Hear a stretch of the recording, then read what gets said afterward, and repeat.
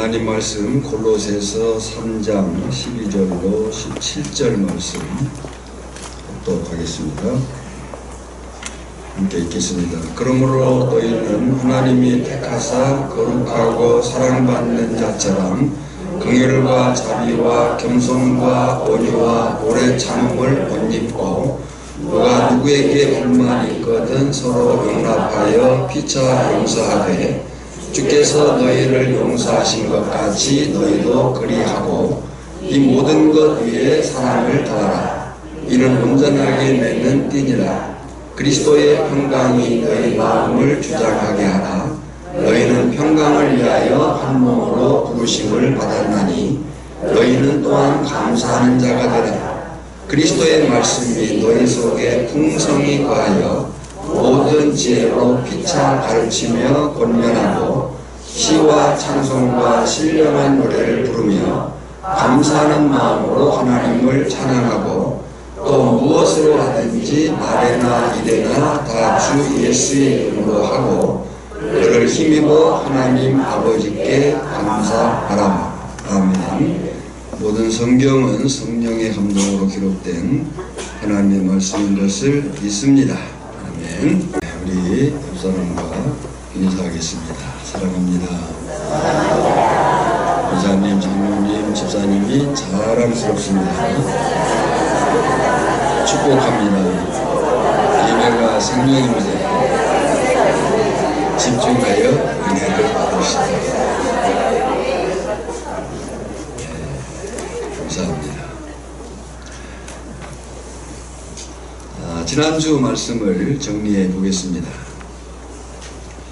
우리가 지금 정리하고 있는 것은 적어도 내가 왜 예수를 믿는가, 어떻게 믿게 되었는가,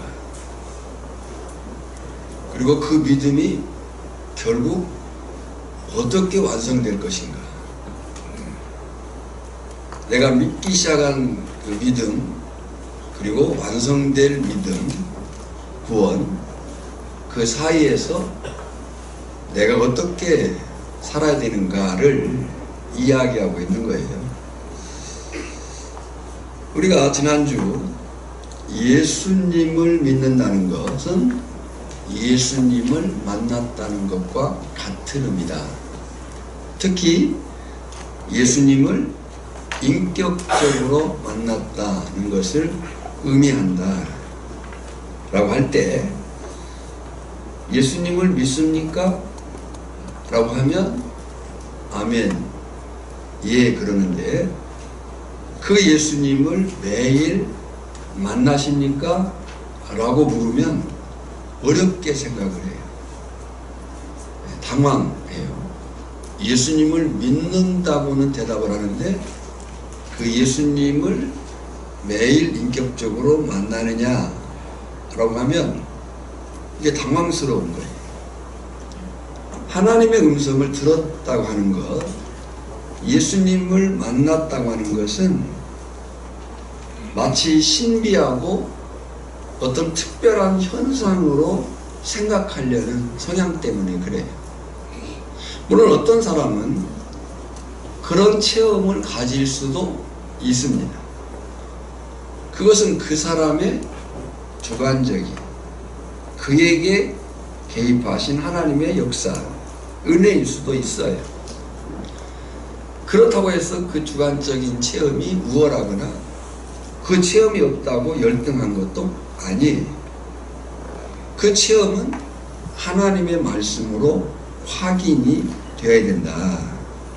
그래서 예수님을 만났다, 예수님을 인격적으로 만났다는 것이 무엇이라고 했느냐면, 그것은 인격 대 인격으로 만났다. 그러면서 이런 설명을 했어요. 하나님은 하나님으로의 성품, 신성을 가지고 계시다.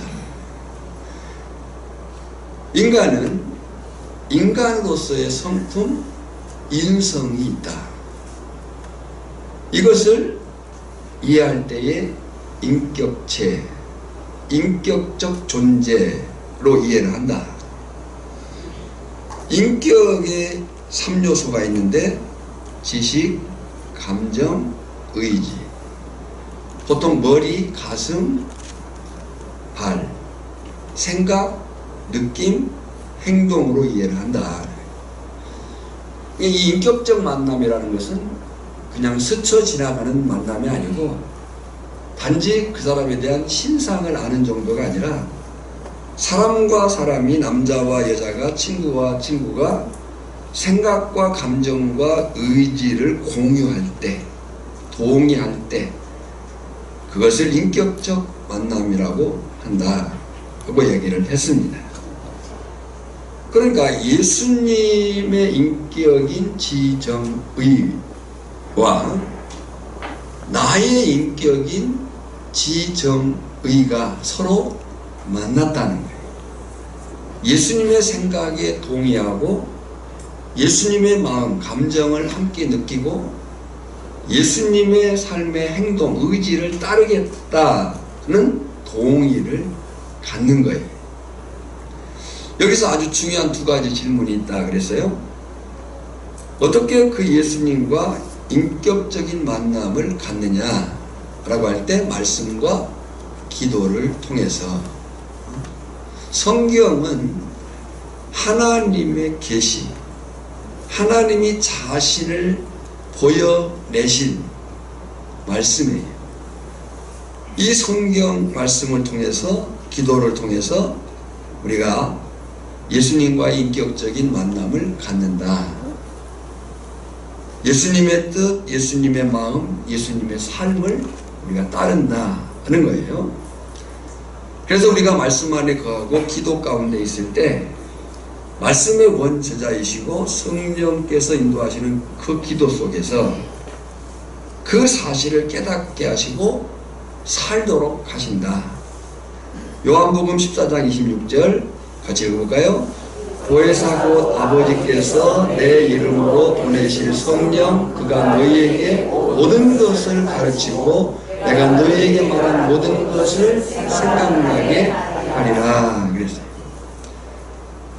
두 번째로 갖는 질문이 예수님과 인격적으로 만났는지를 어떻게 알 수 있느냐? 그 사람의 삶과 인격이 나타나는 변화와 열매를 통해서예요. 요한복음 3장 8절 바람이 이모로 불매 내가 그 소리는 들어도 어디서 와서 어디로 가는지 알지 못하나니 성령으로 난 사람도 다 그러하니라. 바람이 우리의 눈에 보이지 않지만 그 바람이 지나간 소리나 또 여러 현상이나 그 결과들을 통해서 그 바람을 알게 되는 것과 같다는 거죠. 이에 대한 대표적인 사건과 인물이 다메섹 도상에서의 사울이에요. 그 다메섹 도상에서의 사울이 경험한 사건에서 그 경험한 다메섹 도상에서 예수님과의 만남은 강조되는 것이 뭐냐면 번쩍이는 빛이 아니다는 거예요. 또 들었다고 하는 소리가 중심이 아니라고 그랬어요. 다메섹 도상에서 예수님을 만났다고 하는 그 가장 큰 강조는 그가 예수님을 인격적으로 지정의의 만남을 가졌다는 거예요. 사울이라고 하는 인물은 종교적으로, 학문적으로, 정치적으로 예수님과는 철저하게 정반대의 사상과 입장을 가진 그런 사람이었어요. 어찌 보면 그가 도저히 변할 수 없는 사람이었다는 거예요.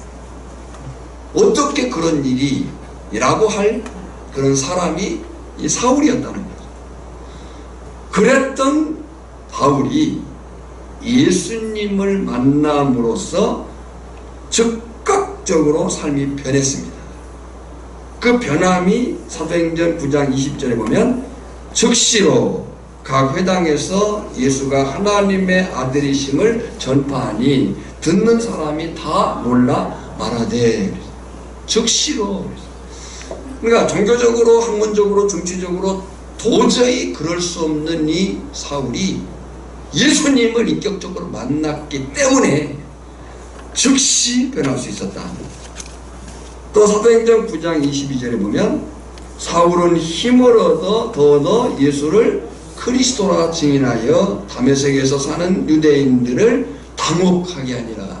여기 다메섹에 사는 유대인들은 사울이 어떤 사람이고 뭘 하러 오고 있는 사람인지를 알았기 때문에 당혹하게 하니라. 그 사울이 예수를 만나보내서 예수를 그리스도라. 여기 그리스도라는 말은 구약의 메시아예요. 구원자라는 거예요. 예수를 메시아라 구원자라고 말하는 그 사람들을 잡아서 결박하여 죽이기 위해서 지금 달려가던 그 길에서 예수를 인격적으로 만난 사울이 지금 외치는 소리예요. 사울은 힘을 얻어 예수를 그리스도라, 메시아다, 구원자다. 자기가 종교적인, 학문적인, 정치적인 그 정반대의 인물을 그가 만남으로 인해서 그리스도라고 얘기하고 있다는 거죠. 뿐만 아니고 예수님을 인격적으로 만난 그 바울의 변화와 고백, 그리고 변화된 삶의 실제가 이제 사도행전의 역사고, 사도행전에 보면 그가 선교 여행 1, 2, 3, 4, 5차까지 그리고 서신서 13권을 기록하는 그 내용들 속에서 그가 예수를 만난 변화와 그 삶의 열매의 일들을 우리가 볼 수 있다, 그런 얘기죠. 여기서 예수님을 믿음으로, 만남으로, 인격적으로 만남으로 이루어지는 구원이 어떻게 나에게 적용되고 내 삶으로 연결되는가를 정리하고자 합니다. 조금 폭넓은 얘기지만 핵심적인 부분들을 정리할 때에 마음을 두시고 경청하시고 또 어떤 면에서 이미 아는 말씀이기도 하지만 확인되어지기를 바랍니다. 여러분, 저나 여러분이 하나님에 의해, 저나 여러분이 하나님에 의해 언제 누구 안에서 구원이 계획된 줄 아십니까? 저나 여러분의 구원이 하나님에 의해서 언제 누구 안에서 기억되었느냐 라고 할 때 에베소 1장 4절에 보면 곧 창세전에 그리스도 안에서 우리를 택하사 그랬어요. 언제요? 창세전에, 이 세상이 지어지기도 그 훨씬 전에 우리를 택하사. 놀랍지 않습니까? 감사하지 않습니까? 저나 여러분을 향한 하나님의 그 구원의 계획이 언제였느냐? 창세전이에요. 그리스도 안에서 우리를 택하사. 목적이 뭐냐면 우리로 사랑 안에서 그 앞에 거룩하고 흠이 없게 하시려고. 다시 한번 읽어볼까요? 시작. 곧 창세전에 그리스도 안에서 우리를 택하사 우리로 사랑 안에서 그 앞에 거룩하고 흠이 없게 하시려고. 그러면 이 창세전에 그리스도 안에서 계획된 우리를 향한 그 하나님의 구원이 어떻게 우리에게 적용되느냐 라고 할 때 먼저 조직신학적 이해를 그림으로 보겠습니다. 조직신학적 구원의 이해는 9단계로 설명을 합니다. 먼저는 소명, 중생, 믿음, 회심, 칭의, 양자. 이것을 우리는 과거적 구원, 이미 받은 구원. 언제? 예수님을 믿음으로 즉시 이루어진 구원이라고 말해요. 이런 면에서 저나 여러분은 예수를 믿는다면 구원을 받은 사람들임을 믿습니다. 그런데 이제 그 다음이 성화 견인입니다. 이것을 우리는 현재적 구원이라고 얘기를 해요. 그리고 이 구원은 점진적으로 이루어져 가는 거예요. 성화되어져 간다라고 하는 거예요. 그러면서 사도 바울이 빌립보서에서 너희 구원을 이루라, 힘써 이루라 라고 얘기를 한 거예요. 그리고 이제 9번째, 영화. 영화는 예수님에 의해서 완성될 미래적 사건이고, 개인적으로는 죽음을 통해서, 우주적으로는 예수 그리스도가 이 땅에 재림하시는 그날에 완성될 구원. 그러니까 예수 그리스도에 의해서 하나님의 구원 계획이 이렇게 우리에게 적용된 거예요. 하나님 우리를 부르시고 거듭나게 하시고 믿음을 갖게 하시고 회개케 하시고 의롭다 하시고 그를 양자, 하나님의 아들 삼으시고, 근데 이 일은 즉각적으로 동시에 이루어지는 사건이다. 어떨 때요? 예수님을 믿을 때. 그 믿음 안에서, 그 믿음이 있기 때문에 이제 믿음으로 사는 삶이 필요하다. 성화, 견인. 그 믿음으로 구원받은 사람은 반드시 구원에 이른다. 예수님 안에서. 그리고 그 구원이 장차 예수님에 의해서 미래에 완성될 사실을 믿습니다. 로마서 8장 29절 30절이에요. 읽어볼까요?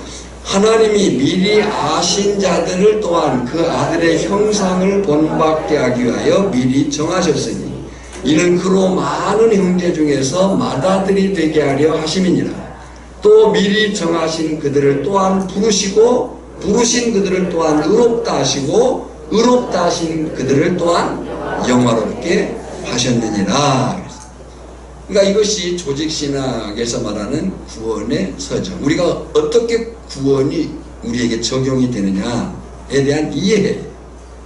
그런데요, 이 구원의 이해를 이제 성경신학적인 차원에서 칭의와 하나님의 나라 복음의 입장에서 이해를 해보자면 이런 그림이 되어져요. 성경신학은 칭의라고 하는 이 사실, 이 칭의는 의롭다고 인정하는 거잖아요. 너는 이제 더 이상 죄인이 아니다. 너는 더 이상 사망의 존재가 아니다. 너는 더 이상 죽음의 지배를 받지 않는다. 너는 의롭게 되었다 라고 하는 것이 칭의예요.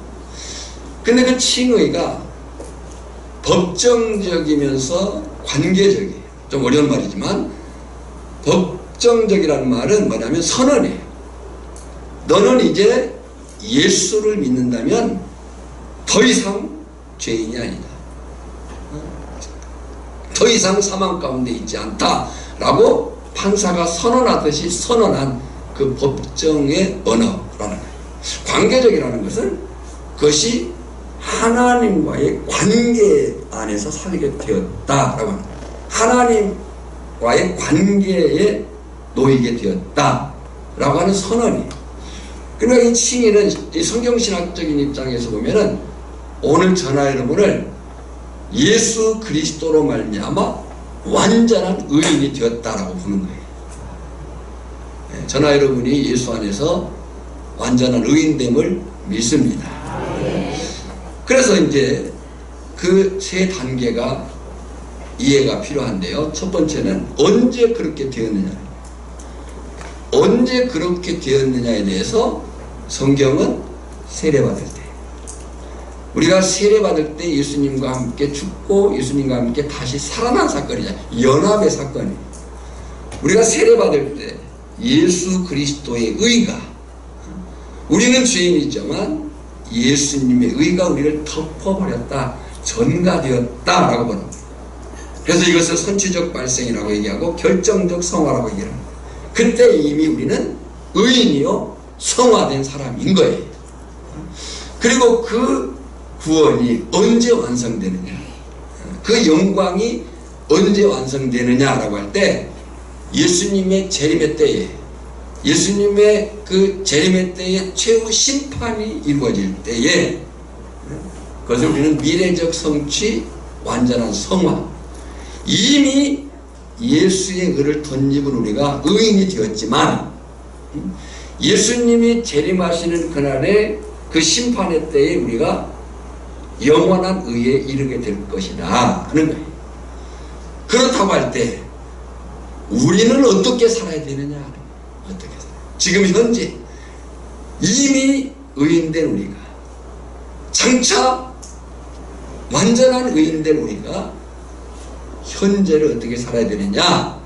믿음과 순종으로 의의 열매를 맺으면서, 이것을 우리는 현재적 과정이라고 얘기하고 또 점진적인 성화라 이렇게 이해를 하는 거예요. 자, 확실한 것은요, 예수님을 믿어 의롭게 된 자는, 예수님을 믿어 의롭게 된 자는 곧 저나 여러분, 아멘. 예수님을 믿어 의롭게 된 저나 여러분은, 확인하는 거예요. 확실한 거예요.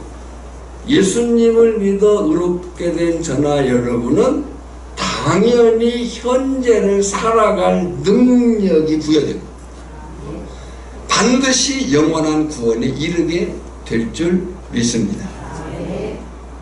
어떻게 그렇게 말할 수 있느냐? 빌립보 1장 6절을 보면, 읽어볼까요? 너희 안에서 착한 일을 시작하시니가 그리스도 예수의 날까지 이루실 줄을 우리는 확신하노라. 이게 무슨 얘기예요? 저나 여러분이 예수님을 믿어 의롭게 되었다면 그 의를 가지고 살아갈 능력이 있게 되어지고 반드시 영원한 구원에 이르게 된다는 사실인데, 지금 빌립보서 1장 6절이 그렇게 말하는 거예요. 너희 안에서 착한 일을 시작하시니가 그리스도 예수의 날까지 이루실 줄 우리는 확신하노라. 이게 무슨 얘기냐면, 저나 여러분의 구원을 시작하신 분이 하나님이시고 저나 여러분의 구원을 이끌어가시는 분이 하나님이시고 저나 여러분을 그 구원의 완성의 자리에 앉히실 분이 하나님이시기 때문이다 라고 하는 거예요. 때문에 중요한 것은 의롭다함을 받은 자, 칭의 된 자는 곧 예수님을 인격적으로 만난 변화와 삶의 열매를 나타내야 되는데, 그 변화가 어디에서 나타나야 되느냐 하는 거예요. 자, 다시 확인할게요. 저나 여러분은 예수 그리스도를 믿음으로 말미암아 의롭게 된 사람들임을 믿습니다. 예수님을 인격적으로 만난 사람들임을 믿습니다.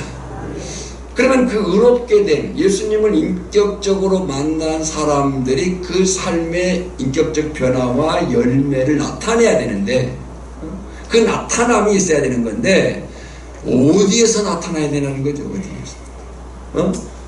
그에 대해서 로마서 빌립보서 2장 15절에 보면 이렇게 말해요. 읽어볼까요? 어그러지고 거스르는 세대 가운데서 하나님의 흠없는 자녀로 세상에서 그들 가운데 빛들로 나타내며. 그래서 자, 저나 여러분이 예수님을 믿습니다. 그 예수님을 믿는 사람은 의롭게 칭의 된 자예요. 예수님을 인격적으로 만난 사람이에요. 그 예수님을 인격적으로 만났다고 하는 변화와 열매가 나타나야 되는데, 그 나타남이 어디에서요? 어그러지고 거스르는 세대 가운데서 하나님의 흠없는 자녀로 세상에서 그들 가운데 빛들로 나타나며. 우리가 이미 공부한 대로 마태복음의 표현대로 하자면 너희는 세상의 소금이요 세상의 빛이니 그랬어요.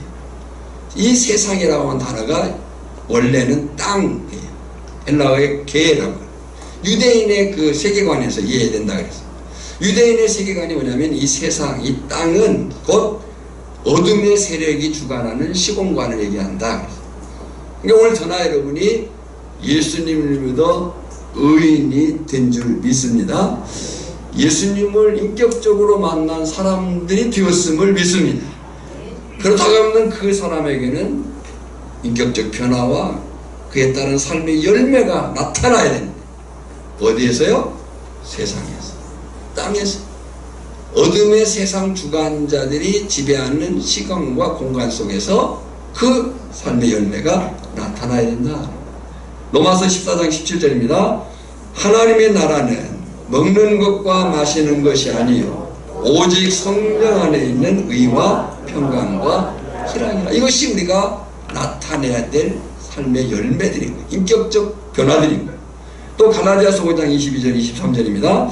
오직 성령의 열매는 사랑과 희락과 화평과 오래 참음과 자비와 양선과 충성과 온유와 절제니. 그랬어요. 그러니까 오늘 저나 여러분들이 예수를 믿어 구원을 받았습니다. 할렐루야. 예수를 믿는다면 구원을 받은 의롭게 된 사람들이, 그 구원에 이른 자들은 반드시 영광의 자리에 놓일 거예요. 장차 새하늘과 새 땅에 하나님의 나라에 거하게 될 거예요. 그 사람들이 된 저나 여러분들이 살아내야 될, 살아가야 될 현재, 이 현재 속에, 이 세상 속에서, 이 땅에서 어둠의 세상 주관자들이 지배하는 이 공간, 이 시간 속에서 그 열매들을 나타내야 되는데, 그 열매를 지금 뭐라고 말해요? 성령 안에 있는 의와 평강과 희락이라.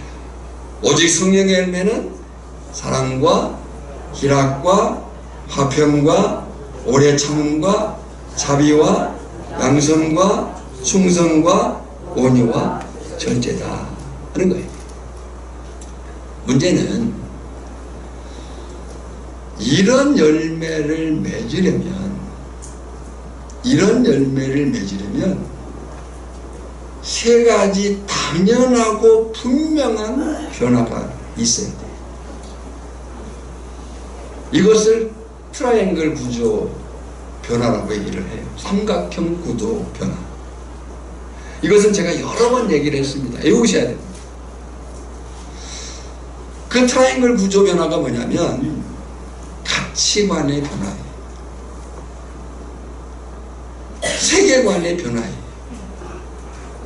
영성, 삶의 동력이 어디에 있는지에 대한 변화예요. 내가 무슨 힘으로 살지? 라고 하는 그 변화가 있어야 된다. 가치관, 세계관, 영성, 경건의 능력. 가치관이라고 하는 것은요, 비전이에요. 방향이에요. 목적이에요. 우리는 우리의 가치와 비전이, 방향이, 목적이 하나님을 영광하는 데 있습니다. 할렐루야. 너희가 먹든지 마시든지 무엇을 하든지 다 하나님의 영광을 위해. 가정을 꾸리고 아이를 낳고 직장을 다니고 또 산업을 하는 그 모든 목적이 그 자체에 있지 않아요. 한 가정이 행복한 것을 하나님이 원하시지만 그 행복 자체는 궁극적 목적은 아니에요. 그 행복함을 통해서 하나님을 영광해야 되는 거예요. 이 목적, 이 방향, 이 비전이, 이 가치가 정해진 사람은 방황하지 않습니다. 갈 길이 분명하기 때문에 방황할 필요가 없어요. 이유가 없는 거죠. 두 번째는 세계관이에요. 이 세계관은 삶의 방식, 방법이에요. 그러면 우리의 변화된 세계관, 가치관, 세계관은 뭐냐면 하나님의 말씀으로, 하나님의 말씀. 여러분, 제가 이 성경을 그렇게 읽으라고 얘기하고 그렇게 공부해야 된다고 하는 이유가 뭐냐? 이 성경을 읽지 않고는 절대로 우리의 삶의 방식이 안 바뀝니다. 왜냐하면 우리가 뒤에서 다시 얘기하겠지만 일주일 동안 사용하는 언어, 상대하는 사람들, 또 내가 생각하는 많은 그 문제들이 다 세상적인 것들에 있어요. 겨우 주일 한날 예배 그 시간이 전부라고 한다면 그 나머지 것들을 이겨낼 수 있는 힘이 없는 거예요. 그러니까 오늘 저나 여러분이 의롭게 된 자, 예수를 믿어 의롭게 된 구원받은 자로서 영광에 이르려고 한 때에 현재의 삶을 살아내야 되는데, 그 현재의 삶을 살아낸다고 할 때 가치의 변화가 분명해야 되는 거예요. 비전이, 방향이, 목적이 하나님의 영광에 초점이 맞춰져야 되는 거예요. 그리고 세계관, 내 삶의 방식이, 방법이 하나님의 말씀으로 바꾸어져야 돼요. 이 방법이 확실하게 바뀌는 사람은요, 당황하지 않습니다. 교훈과 책망과 바르게 함과 의로 교육하기에 유익하니, 내가 어떻게 살아야 될지와 무엇이 잘못되었는지와 그 잘못된 자리에서 어떻게 돌아올지와 돌아와가지고 어떻게 지속적으로 살아갈지를 하나님의 말씀 속에서 배워간다는 거죠. 세 번째 변화는 영성, 경건의 능력, 삶의 동력이 바뀌어야 돼요. 그 동력이, 내가 어떤 힘으로 살지? 라고 하는 그 동력이 바뀌지 않으면 자꾸만 세상을 의지하게 되어 있어요. 사람을 의지하게 되어 있어요. 그리고 이 가치, 이 방향을 향해서 하나님의 말씀의 방식으로 지속적으로 살아갈 수 있는 능력이, 힘이 어디서 나오느냐? 영성에서. 그 영성은 기도를 통해서 갖춰집니다. 기도를 통해서 성령의 이끄심을, 성령의 충만함을 경험하는 거예요. 그러니까 이 트라이앵글 구조, 삼각형 구조의 변화가 이루어지지 않으면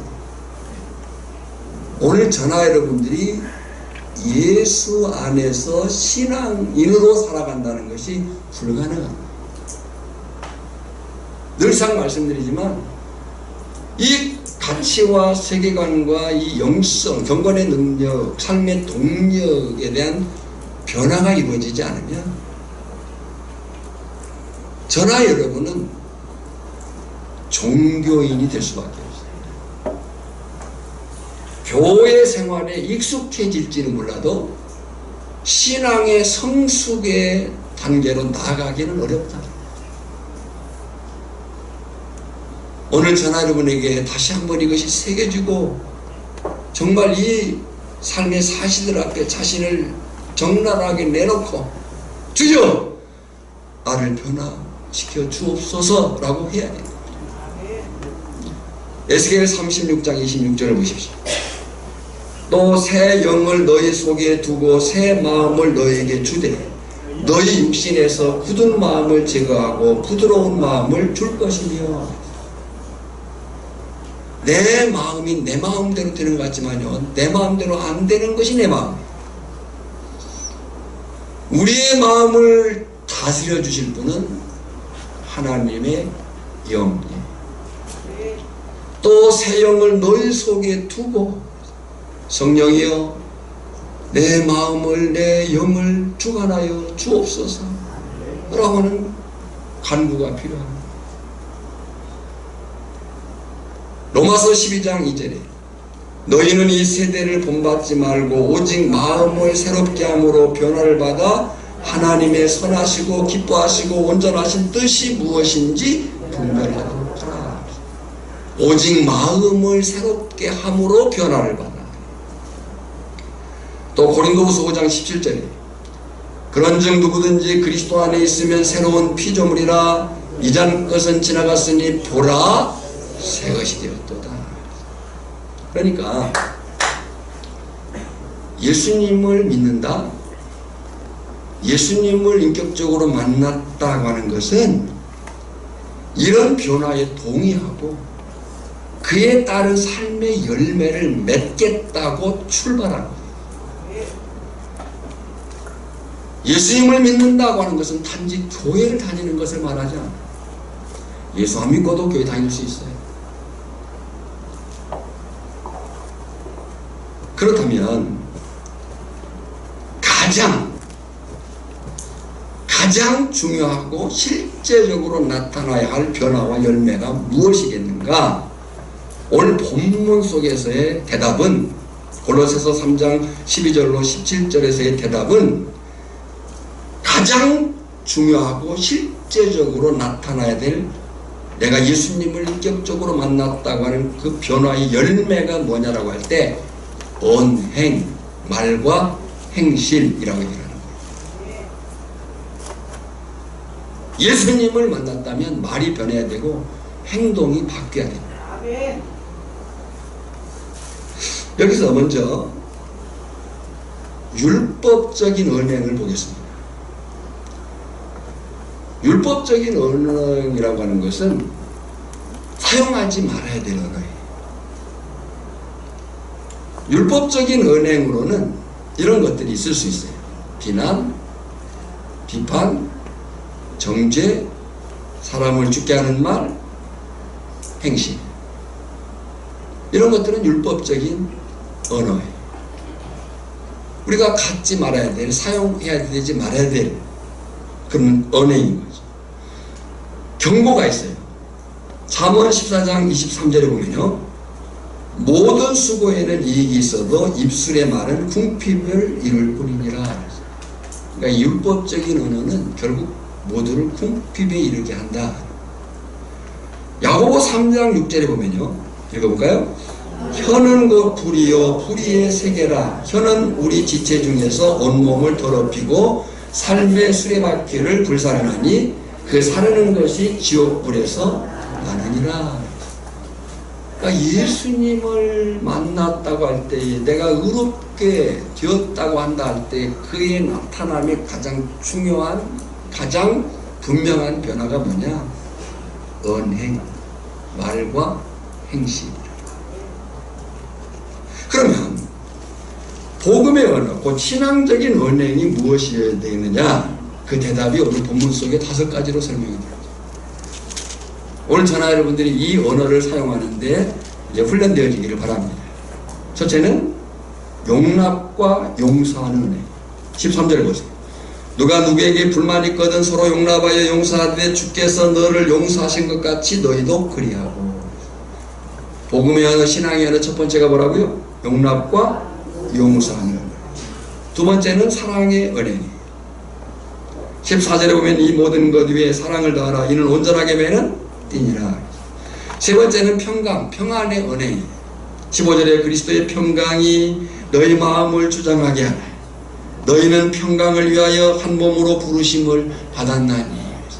여러분, 저나 여러분의 마음이 아까 앞에서 말씀드린 것처럼 내 마음인데 내 마음대로 안 되는 것이 내 마음.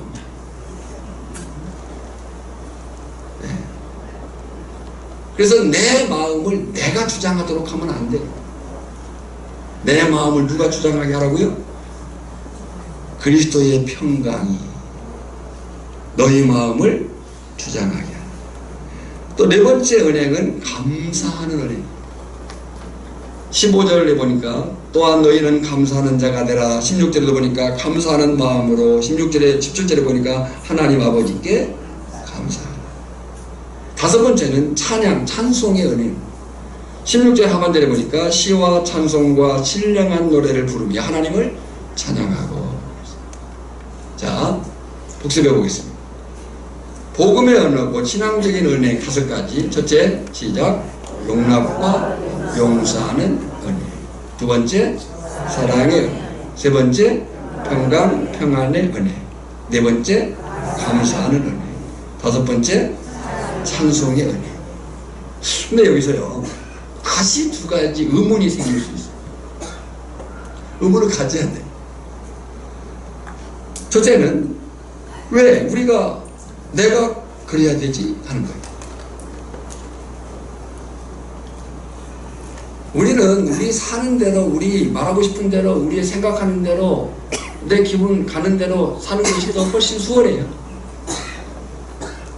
그런데 성경은 우리로 하여금 그렇게 살지 말고 복음의 언어, 신앙의 언어를 쓰라는 거예요. 근데 왜 그래야 되지 우리가? 그에 대한 대답이 뭐냐면 우리를 구원으로 부르심과 역할이 그렇다는 거예요. 그러니까 예수님을 믿고 따른다는 것은 그 부르심과 역할에 동의를 하겠다는 거라고 얘기했잖아요. 12절을 보세요. 읽어보겠습니다. 시작. 그러므로 너희는 하나님이 택하사 거룩하고 사랑받는 자처럼 긍휼과 자비와 겸손과 온유와 오래 참음을 입고. 여기 그러므로, 이 그러므로는 뭐 길게 보면 앞에서부터 볼 수 있지만 이제 직접 연결해서 보는 데는요 2장 20절부터예요. 2장 20절부터 어떤 얘기를 하냐면 그리스도와 함께 사는 세 사람이 어떤 사람의 사람이냐, 그리스도와 함께 사는 세 사람이 어떤 삶의 사람이냐를 얘기하는 가운데에 지금 2장 20절부터 3장 11절까지 얘기하고 그러므로 너희는 하나님이 택하사 거룩하고 사랑받은 자처럼. 아멘. 저나 여러분들을 여기다 놔야 돼요. 거기에다 자기 이름을 쓰셔야 돼요. 그러므로 너희는 하나님이 택하사 거룩하고 사랑받는 누구처럼 긍휼과 자비와 겸손과 온유와 오래 참음을 입고 그렇게 살아라고 부름을 받았다는 거예요. 동의하십니까? 두 번째 의문은 뭐냐면 그게 가능한가? 그게 어떻게 가능하지? 이거예요. 저도 그러고 싶은데 그게 잘 안 돼요. 그 사람은 꼭 미운 짓만 골라 하거든요. 나도 그렇게 하고 싶어요. 근데 꼭 미운 짓만 골라 하는 사람이 있어요. 그에 대한 대답이 16절과 17절에 있습니다. 어떻게 그 일이 가능한가 라고 할 때 말씀 안에 있을 때, 예수 안에 있을 때. 16, 17절 읽어볼까요? 그리스도의 말씀이 너희 속에 풍성히 거하여 모든 지혜로 피차 가르치며 권면하고 시와 찬송과 신령한 노래를 부르라. 또 17절에 또 무엇을 하든지 말이나 일이나 다 주 예수의 이름으로 하고 그를 힘입어. 여기 힘입어란 말이 띠아란 말인데 무엇을 통하여 무엇과 함께 무엇 때문에. 빌립보서 2장 5절 우리가 잘 아는 말씀이죠. 너희 안에 이 마음을 품으라 곧 그리스도 예수의 마음이니.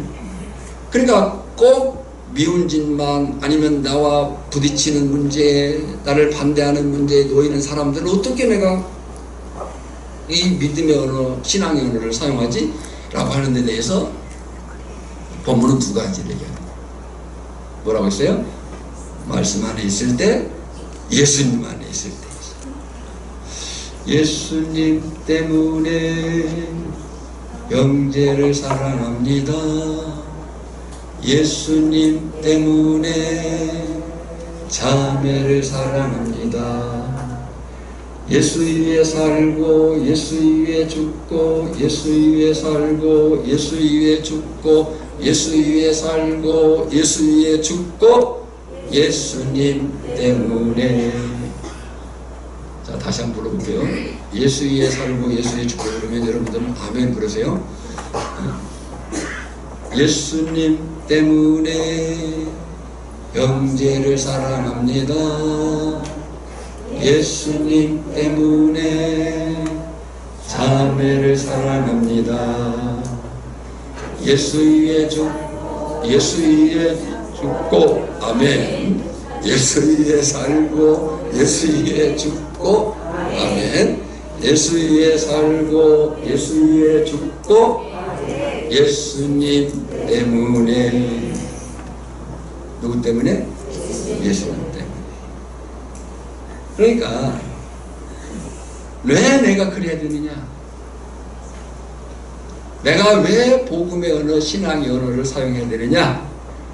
우리는 우리의 부르심이 그렇다는 거예요. 그렇게 살도록 부름받았다는 거예요. 그것이 예수 믿는 거예요. 어떨 때 그것이 가능하냐? 말씀 안에 있을 때, 예수 안에 있을 때, 예수님의 마음을 품을 때. 그런데요, 이런 삶에 대해서 제프 밴더 스텔트 목사님이 복음의 언어라는 책에서 그런 언행이 우리에게 유창해야 된다라고 말해요. 그런 언어가 우리에게 유창해야 된다. 원제목이 이제 책 제목이 복음의 언어로 번역되어 나왔는데 원제목은 가스펠 플루엔시. 이 플루엔시라는 말이 유창함이에요. 막힘없이 자연스럽다 이런 말이에요. 유창하다는 것은 막힘없이 자연스럽다. 그러니까 우리가 믿음의 말, 복음의 언어를 사용하는 것이 자연스럽고 유창해야 된다. 익숙해야 된다. 능숙해야 된다. 몸에 배어 있어야 된다. 그러기를 축복합니다. 그래서 이 제프 밴더 스텔트 목사님은 이렇게 권면해요. 매일의 삶 가운데서 예수를 말하라. 매일의 삶 가운데서 예수를 말하라. 복음이 일상의 언어가 되게 해라. 여러분, 그 사람의 사람됨은, 그 사람의 사람됨은 은혜, 곧 말과 행실을 통해서 나타납니다. 우리는 그것을 인격 또는 품격이라고 얘기합니다. 자, 그 사람의 사람됨은 무엇을 통해서 나타난다고요? 말과 행실을 통해서. 그것을 뭐라고 얘기한다? 인격, 품격이라고 얘기를 한다. 결국 성도가 그리스도인이 세상에서 소금으로 빛으로서의 역할은 말과 행실을 통해서 드러나게 되어 있다. 작가 신도연 씨하고 윤나루 씨가 같이 쓴 책 가운데 말의 내공이라는 책이 있어요. 그 말의 내공이라는 책에서 이 사람들이 이런 얘기를 합니다. 인생의 성패는 말의 기교나 기술이 아니라 언어 창고에 어떤 말을 얼마나 저장하고 있느냐에 달려있다. 말은 잘하는 데 있는 게 아니고 그 언어 창고에 어떤 말이 채워져 있느냐가 중요하다. 그래서 저는 오늘 본문 중에서 가장 주목할 부분이 뭐냐면 16절에 있어요. 16절에 보면 그리스도의 말씀이 너희 속에 풍성히 거할 때, 그리스도의 말씀이 너희 속에 풍성히 거하여. 때문에 저나 여러분 안에 그 무엇보다도 복음, 그리스도의 말씀이 가득 채워져 있을 때 복음의 언어인 용납, 용서, 사랑, 평강, 감사, 찬양이 유창하게 자연스럽게 튀어나오게 될 줄 믿습니다. 저와 여러분의 삶이 그렇게 되어지기를 축복합니다. 제안을 하나 하겠습니다. 그 제안이 뭐냐면 주일 하루는 우리가 복음의 언어, 믿음의 언어만 사용하자. 따라합시다. 주일 하루는 복음의 언어, 믿음의 언어만 사용하자. 이것은 우리 정무열 장로님이 수시로 얘기했고 오장로님도 광고할 때 얘기를 하고 교회 오면 다른 얘기하지 말라고 수시로 얘기를 한 내용이에요. 주일은 복음의 언어, 신앙의 언어를 하자. 우리의 삶이 어쩔 수 없는 부분이 있지만 미역, 다시마, 양파, 마을에서 있었던 일들, 그런 이야기는 좀 참자. 다시 주일은 거기 하세요. 주일은 복음의 언어, 신앙의 언어만 사용하자.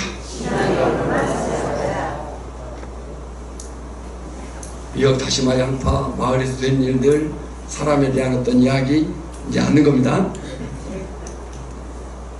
주일은 무슨 언어를 사용하자고요? 복음의 언어, 신앙의 언어만 사용하자. 여러분요, 창세기 28장을 보면요, 야곱이 형 에서를 피해서 달아납니다. 그 달아나다가 이 야곱이 돌베개를 베고 누워 잠이 들어요. 근데 그 누웠던 자리에서 하나님을 만납니다. 지금 도망가는 급박한 상황에서 피곤해 지쳐가지고 지금 잠이 들었다가 하나님 만나게 돼요. 근데 그 하나님 만난 야곱이 이렇게 외쳐요. 창세기 28장 16절에 보면 야곱이 잠이 깨어 이르되 여호와께서 과연 여기 계시거늘 내가 알지 못하였다. 하나님이 어디 계시다고요? 여기 계시다고요. 사랑하는 오천교회 성도 여러분, 잘 기억하시기 바랍니다. 내가 서 있는 자리가, 내가 사는 가정이, 우리가 살고 있는 이 마을이 사람들과의 그 만나는 그 만남의 자리가 하나님이 계신 자리입니다.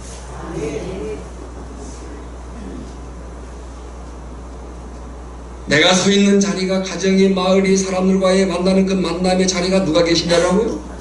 하나님이 계신 자리. 거기에서 우리가 복음의 언어, 믿음의 언어에 유창해라. 그 위치에서 말과 행실을 통해 낮에 나의 구주요 주님 되신 예수님을 영광하는 복된 삶이 있기를 주님의 이름으로 축원합니다. 정연성 시의 회심이여 라는 시의 부분을 읽고 말씀을 마치겠습니다.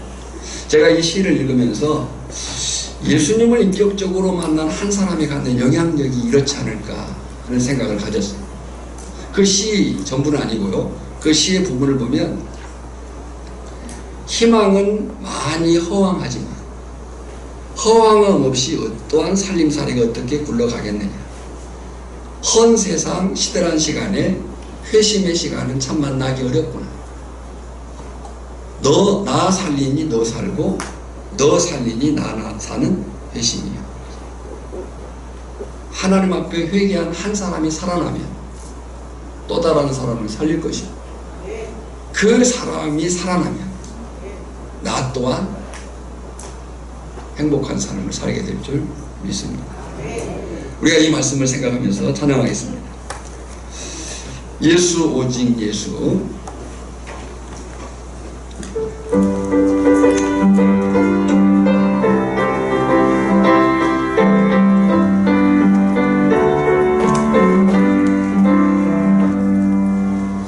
슬픔으로 낙심할 때 누가 나를 위로하니 예수 오직 예수.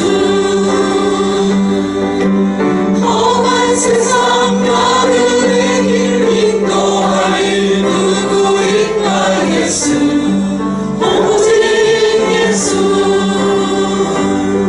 나는 믿네 생명 되신 주님 예수 오직 예수 예수.